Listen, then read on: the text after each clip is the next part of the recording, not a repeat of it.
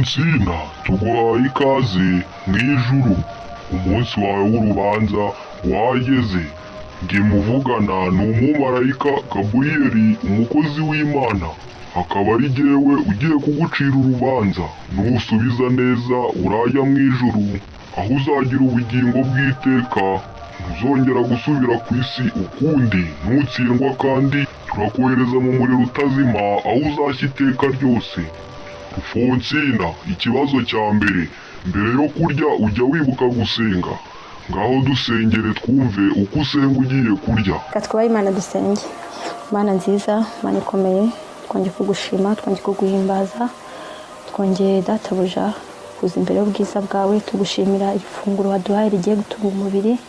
Ndakwinginze rero muri uyu mwanya imibiri igiye kurihabwa igubwe neza, geza ubitunganye ubihumanure, kandi nyagora ku ngoma. Nzi neza yuko ari iby'agaciro kuba twabonye ifunguro. Hari benshi rero bataribonye, ndakwinginze, uri Imana itiyaranja, uri Imana ishobora byose, ugira inzira nyinshi cyane zirenga 1000.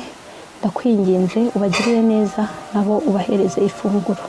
Urakoze kubyumvishe, dusabye twizeye, amen.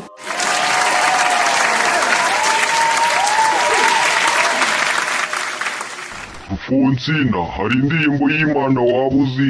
Niba hari iyo uzi turirimbire twumve. Yesu wanje nzahora nguririmbira, manika amajwi njinye n'akadiho, nzimbuke nje umugara, abagabo bivuge, ababyeyi bavuza imbundu.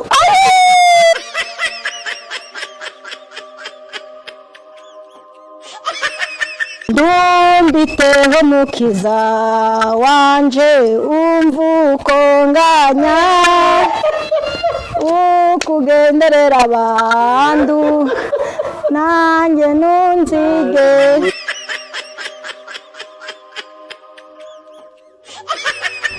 Ubundi se Alfonsina, ni irihe banga wakoresheje kugira ngo wamamare mu gihe gito abantu bagukunde? Aho ni waba waragiye mu bapfumu? Tubwire. Ntabwo navuga ko mfite ibintu birenze iby'abandi, ariko naje mfite itandukaniro ry'abandi bantu ukuntu basanzwe bakina babamenyereyemo. Ngewe rero byarabatunguye, ngira n'amahirwe ndabikora birakunda. Ndakeka ibanga ari ugukora neza. Alfonsina, reka tugushimire cyane kubw'umwanya wawe waduhaye. Tuzongera tuguhamagare tukumenyeshe umwanzuro w'urukiko. Urakoze cyane.